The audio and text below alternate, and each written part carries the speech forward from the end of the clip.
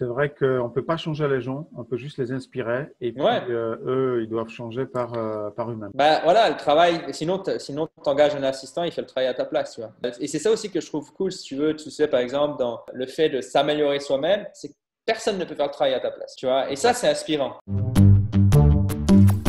Lesintelligences.com, votre extracteur de connaissances.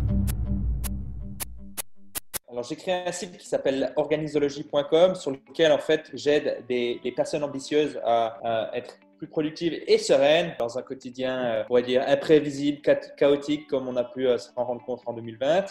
Et puis, je le fais à travers des articles qui sont gratuits et également des formations qui sont accessibles uniquement pour les membres. Oui, ben, justement, tu parles dans les mythes, les 4 mythes sur Ouais. l'organisation.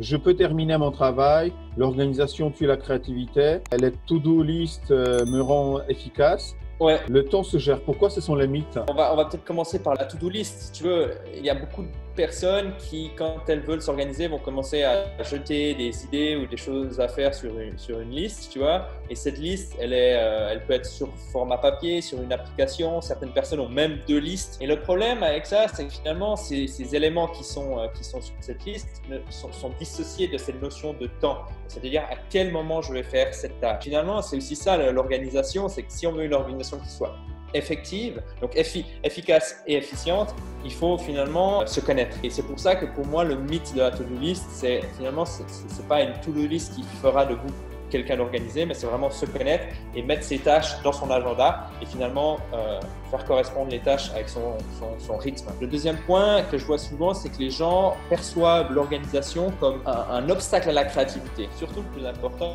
c'est que si on souhaite s'organiser, l'idéal, c'est de mesurer par exemple le temps qu'on passe sur nos ordinateurs, nos smartphones, tout ça de manière automatique durant une semaine, de ne rien faire durant cette semaine et ensuite de passer à l'action et de mettre en place une technique et de voir les effets que ça a sur le temps qu'on gagne par exemple. Et ça, c'est très motivant et c'est ce que font pas beaucoup de gens qui veulent s'organiser, c'est que les personnes sont motivées à changer et veulent directement mettre en place beaucoup trop de choses et finalement soit on se démotive, soit on ne sait pas ce qui est efficace. Alors si tu veux, Workflowy, c'est un outliner ou un idéateur. Donc en gros, l'idée c'est qu'à la base c'est fait pour faire des listes, mais chaque élément de ta liste peut devenir à lui seul une nouvelle branche de ton organisation, c'est-à-dire un nouveau conteneur. C'est un peu difficile à expliquer comme ça, mais en gros, tu as un seul document sur lequel tu peux zoomer à l'infini comme une arborescence. Tu sais, toi, tu me parles du mind map. Oui. Mais en fait, c'est la même chose que le mind map, sauf que ce n'est pas une représentation visuelle comme le mind map, c'est une représentation hiérarchique.